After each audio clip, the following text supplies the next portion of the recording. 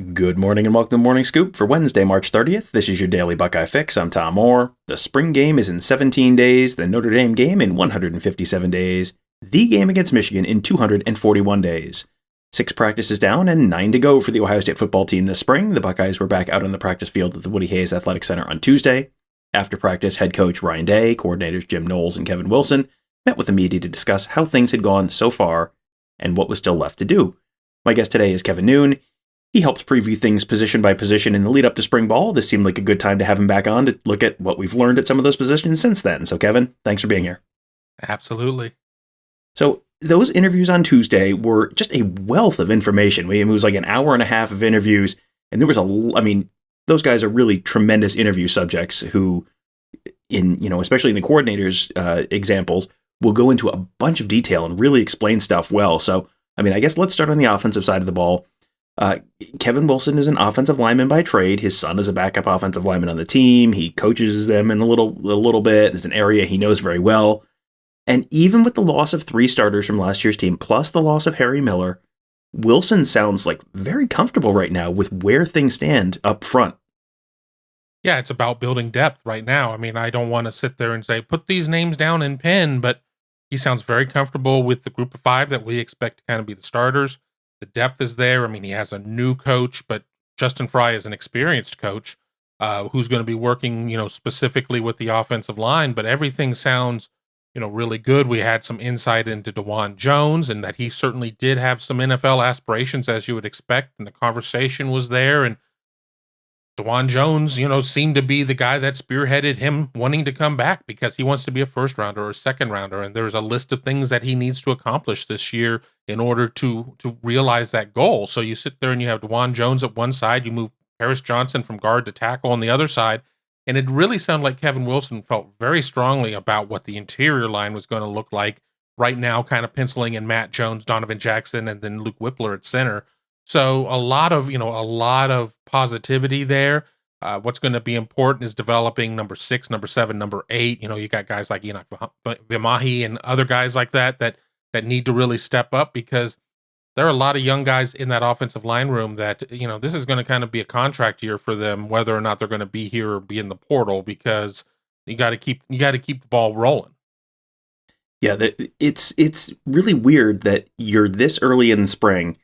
And I know you said you didn't want those 5 names in pen, and I don't know that I'm 100% on who's exactly where, but I would be very surprised if it wasn't Paris Johnson and Matt Jones and Luke Whippler and Donovan Jackson and DeJuan Jones in some order, in some lineup. And you really, it's almost just those 2 guard spots that are a little bit of a question as to who'd be on the left and who'd be on the right.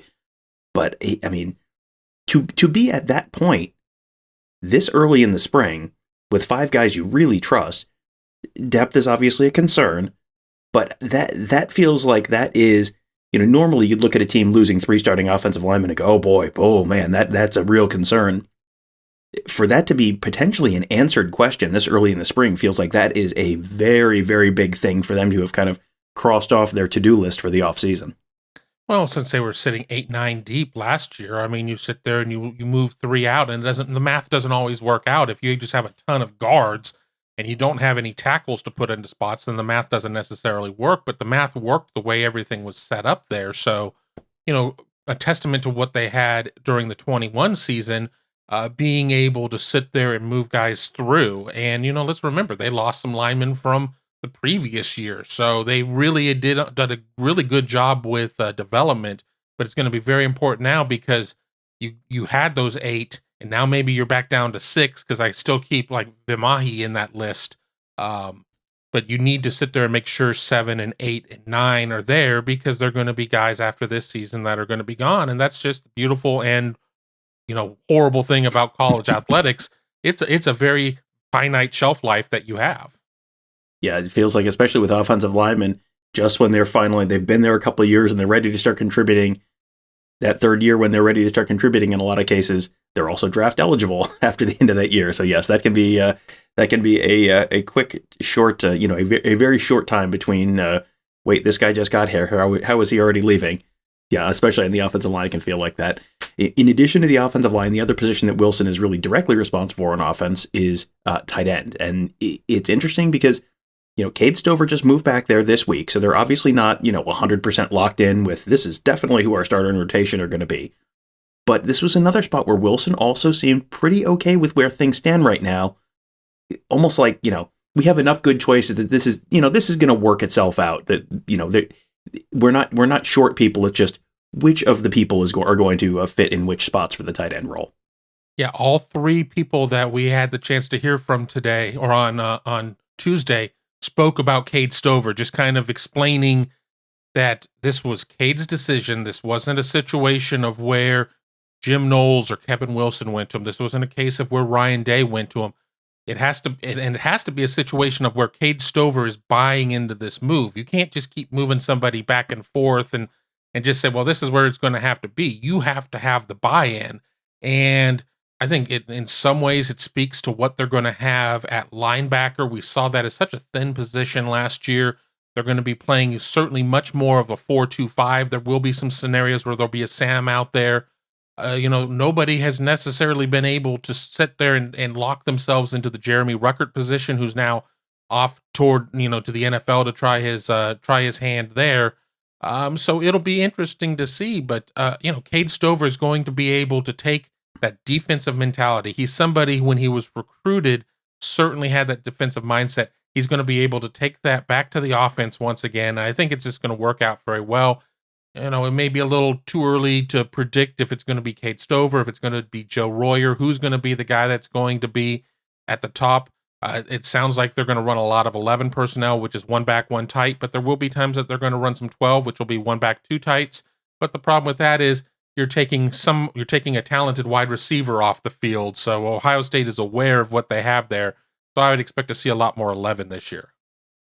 Cade Stover is such an interesting person on this team because he's bounced around so much. He was a linebacker and then defensive end and then a tight end and then back to a linebacker and then maybe a linebacker / defensive end and then back to tight end again. And, you can look at it and it's like, how could everyone think that this guy is going to fit in all these different places? It's like, well, all of those places involve mashing dudes. And he seems like he is someone, you look through his high school highlights, he was a running back who would run people over. He was a safety who would run people over. Like, that seems like he is an area in which he is very gifted. So, yeah, whichever side of the ball he ends up on, if he can stay there, it seems like he's going to contribute somewhere this year. It's still just going to be interesting to see where it is, if this is where he does end up for good. One of the most interesting answers from Wilson on Tuesday centered around the idea of the quarterback's vision. Seeing downfield, recognizing what's going on. Is that something a quarterback is born with? Is that something that they learn over time? Because he sounds like he's very impressed with CJ Stroud's vision, and he had kind of an interesting answer on that. Yeah, I mean, I think the thing that jumped out to me the most is that we haven't even seen the ceiling that this guy has right there, and it's certainly vision is so important. You can have the arm strength, you can have the mechanics, and that's certainly part of it. But if you don't have the vision, I don't know, you can throw a rocket into coverage and not and buyer beware at that point. But if you've got the vision, if you can sit there and you can process everything, if you can see everything. CJ Stroud just really, it's funny. We could rewind a year ago and the conversations that we were all having amongst the beat and just in Ohio of who's going to be the right guy. I mean, and even going into the Akron game when they sat CJ Stroud and put in Kyle McCord because of the shoulder injury. And now we got, it sounds like CJ Stroud is like the prohibitive favorite to win the Heisman, here on March, whatever it is, getting ready to flip the calendar to April. So it's crazy. And, I know that Kevin Wilson is just so excited about what it is that CJ Stroud has, the vision that he possesses. And I mean, it's just something that's just, some of it there, I think some of it has to be a little bit learned, but you have to have a special God-given ability too. Yeah, I think you have a certain level you can reach just sort of on natural ability. And some of it is just reps and seeing it. And he's seeing it more this spring because you're getting a Jim Knowles defense that really tries to disguise things more, maybe not as pre-rotated to some of the defenses he probably was facing last year in the spring and summer. And Knowles made it sound like CJ Stroud is kind of dissecting them right now. Like he is, it's only 7-on-7. There's no pass rush. So, okay, pump the brakes a little bit, but, he's seeing stuff that he maybe hasn't seen before and he's figuring it out, like identifying stuff before the snap. That those are valuable practice reps that he's picking up against a pretty good defense this year. So that should pay off, I would think, this fall. On that defensive side of the ball, there were a bunch of questions as contractually obligated on the beat about the Leo position, which is being called the Jack position now. So can you explain why they went with that name change? And then some of Noel's thoughts about how that's going so far, and they're just sort of starting to implement it now in practice. And then some of the guys they're also trying there. Right. And Tuesday seemed to be the day that they really implemented it. I mean, they're putting stuff in, they're pulling it out, they're putting it back in so they can coach from the tape and everything. But Leo, as Jim Knowles explained, is the king of the jungle. And, that's an earned title, an earned position, whatever, what have you. So it's the Jack position. Could it be the Leo? Once we have a king of the jungle, I guess it'll be the Leo again, but we'll see. I mean, you come in, everybody has their own names for things. The adjuster, whatever. That's fine. As for players, let's start with, at the Jack position, let's start with a guy named Jack on the roster, and Jack Sawyer, who looked really good. And it's a position that seems pretty well fitted to him. So, you have to feel good about that. Jack Sawyer was somebody who came in during winter of last year, certainly had some run, but, maybe he wasn't able to replicate what we saw in Thud football in the spring game. Didn't necessarily have the body type of somebody like a JT Tuimoloau or whatever. I mean, little different positions. I think that Jack will be good for him. Javonte Jean-Baptiste is somebody who's been mentioned. Caden Curry, the incoming freshman, is somebody who's been mentioned. They both had the opportunity to kind of go through some of the Jack reps. And then another name, Jim Knowles said we have to find a name, or if I have to find a role for Palaie Naoteote. Whether or not that's going to be something maybe in the Jack, maybe if that's going to be in the Sam when they play against teams that have two tight ends, we'll kind of see from there. But for kind of a day one, I think it was important for them to roll with some guys and kind of see what happens. And again, when you're practicing against trash cans, and then when you're practicing, moving at about 30%, and you're not taking guys to the ground, we're still very early. But it's good to see just for something to write about, even just that they now have the Leo in there. They have the name change, and then of course we'll have a slew of stories when the name changes back. Yeah, can't wait. More content. Never going to turn down content, so that's good. I don't know if you said Mitchell Melton's name while you were kind of ticking down the names there, but he's I think in a very similar boat to Naoteote, where he's kind of naturally a Sam linebacker. So if he can, if the Sams are not going to play much, if they're not playing Iowa or Wisconsin or a team like that, well, give him a chance to play potentially at the Leo spot or the Jack spot or whatever you're calling it at that any given moment. But I mean, it sounds like the initial feedback on Mitchell Melton, who missed all of last season with an injury, the initial feedback on him at that Jack spot has been pretty positive. Looks like he's flashed a little bit there, so that's something to keep an eye on. You mentioned the adjuster, so let's talk about the adjuster. The adjuster is the kind of the equivalent of the free safety spot. This is sort of like what Josh Proctor or Bryson Shaw was playing last year. Boy, you listen to Jim Knowles talk, and it sure seems like he absolutely loves Ronnie Hickman at that adjuster position. Was that your takeaway as well? Yeah, the two major takeaways I had there is they really want to get Josh Proctor back, and they really love Ronnie Hickman. And just not enough things that they could have said about Ronnie Hickman. Just they really are impressed with what he brings, what they think that he can bring within this, this tweaked system. So I think it's going to be very important for him to be able to continue and progress. I mean, some news that happened earlier in the week with Tanner McAllister losing his black stripe, and Ryan Day had the chance to talk about him being kind of like a coach out there. I think it's going to be very important for Ronnie Hickman and Tanner McAllister to be connected at the hip, because the sooner Ronnie Hickman is able to put all this together, the sooner he's able to not have to think and just be able to play. I think that's going to bode very well for him in terms of those things. And then, I just wanted to kind of jump in on the Josh Proctor, because Ryan Day was asked at length about him. Jim Knowles was asked at length about him. Don't expect him necessarily to do much more, a lot this spring practice season. They're starting to move around. He's doing some individual drills.